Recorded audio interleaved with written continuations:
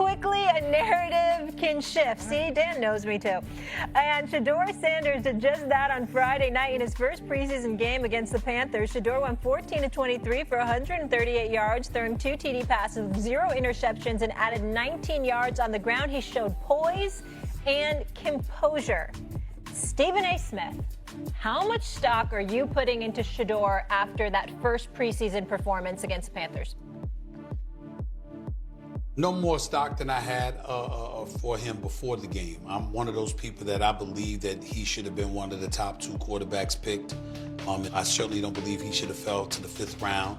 I definitely think that he has the potential to be the starter for the Cleveland Browns. So I walked into, this weekend anticipating a performance similar to what he did. 2 touchdown passes, about 138 yards. Receiving, you're talking about several throws that was for 10 or more air yards, 93 yards, both touchdowns were for 10 or more yards. So give him props where it's due. As Dan pointed out early in the hour, he played at a faster pace than we're usually accustomed to seeing him. He was impressive in that regard. But I also think that my expectations for him are a byproduct of who he's playing for.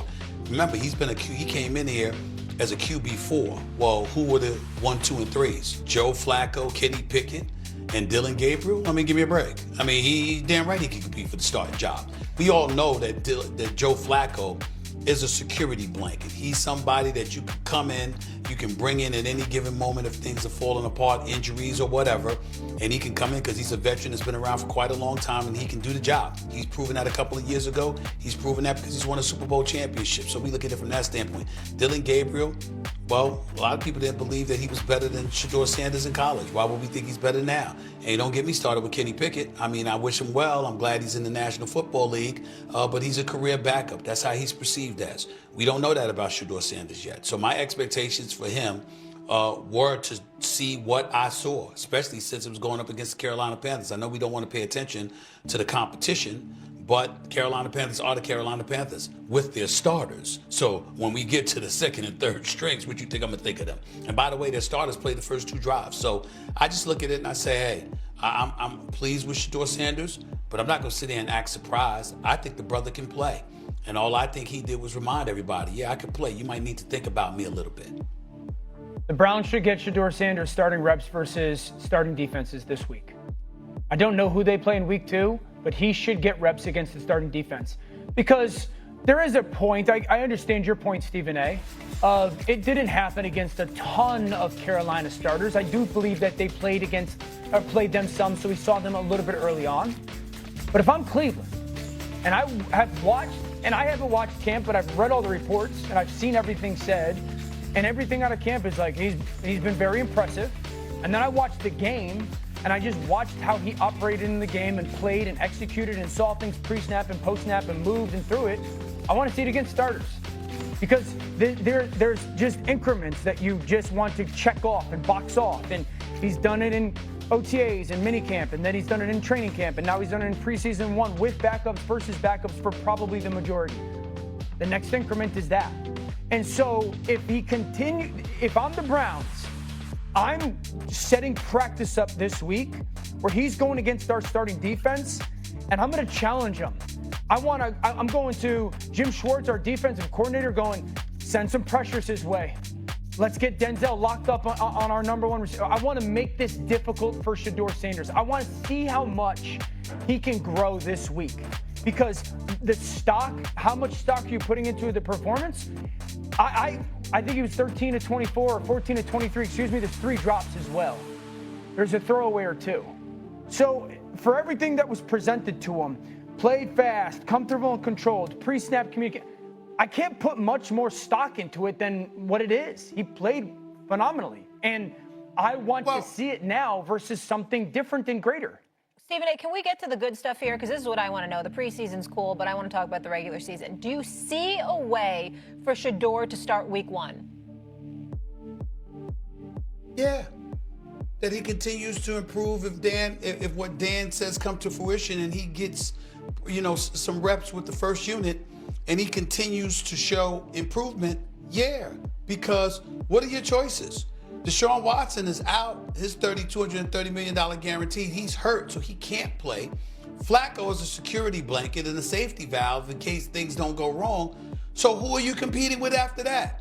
It's Dillon Gabriel, Kenny Pickett, and what is it, Tyler Huntley? Am I right, Dan? Yes, sir. So I'm like, what are we talking about? What are we talking about here? I mean, think about that. Look at I'm going to repeat this for emphasis, ladies and gentlemen. Deshaun Watson and his $230 million guarantee is out. He's injured. Joe Flacco is a security blanket. So we're talking Kenny Pickett, Dillon Gabriel, Tyler Huntley. Why wouldn't Shedeur Sanders have a chance? Yeah. For what? What reason could we possibly sit up there and say, oh, no chance at all? Dan, are you concerned at all about his development? Because remember, there was a day when, rookie quarterbacks used to watch for 3 years and sit behind a vet. Sure, I'm always going to be the proponent of sit and watch more often than not. There are some guys that I think rarely are capable of stepping in and surviving, because that's initially what the quarterback needs to do, is survive, then thrive. And so do they have the skills or traits that allow that? Am I concerned about his development? To Stephen A's point, that's the big overarching kind of starting point on all of this, is the situation is part of the conversation here. This isn't Arizona with Kyler Murray or Dallas with Dak Prescott, where you have that entrenched starter that's more of a veteran. This is a place that the other guy that you make the case, Joe Flacco should be the starting quarterback because you have such a comfort level that we're going to be okay. And other than that, Kenny Pickett is a question mark, and Dillon Gabriel, I've been a proponent on starting one of the rookies. Shedeur's the healthy one. He's the one that's played. He's the one that's been outperforming in camp, and they played so well in camp. So I would start Shedeur.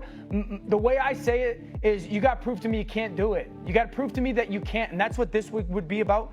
For me, You're the only one who says that. The rest of the world has proved to me that you can. Yeah, but situation. But he hasn't. Again, we're not in camp every day, but this is where, when you hear the stories of, man, they're throwing everything at him, this is the week you do it. You throw everything at him to see how he handles it. He played well. Does he feel himself? Does he come out and think that, I've arrived? You just want to see how he responds to that stuff. And so I look at the situation and I go, the way that the offense is structured, this is an offense schematically that has taken lesser physically talented quarterbacks and gotten them to play above their skis. This isn't a knock on any of these guys. Kirk Cousins, Brock Purdy, Matt Schaub. These aren't guys that are physically remarkable, but they play unbelievable football. I think Shedeur can do that. That's why everyone said first, early, second round talent. All right, let's leave it there. Stephen A., I got a quick take for you. Let's get it here. So yesterday, A'ja Wilson became the first player in WNBA history to drop 30 or more points